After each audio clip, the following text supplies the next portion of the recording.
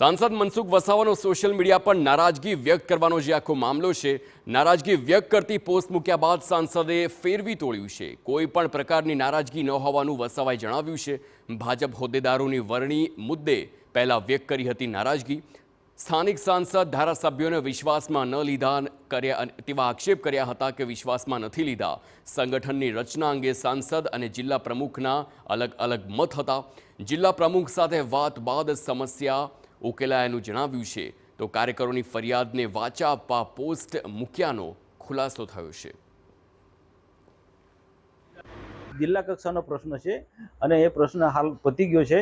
જિલ્લા પ્રમુખ સાથે પણ મારી વાર્તાલાપ થઈ છે અને બાકીના જે કાર્યકર્તા જે નારાજ હતા એ લોકોને પણ સમજાવી લીધા છે। આખરે તો બધાએ પાર્ટીનું કામ કરવાનું છે, પણ એમની જે નારાજગી હતી એ વ્યક્ત થઈ અને એ આજે જિલ્લાના બીજા આગેવાનોને પણ ખ્યાલ આવ્યો છે કે ના ભાઈ આ થોડી ભૂલ થઈ અને જિલ્લા પ્રમુખે પણ સ્વીકારી લીધું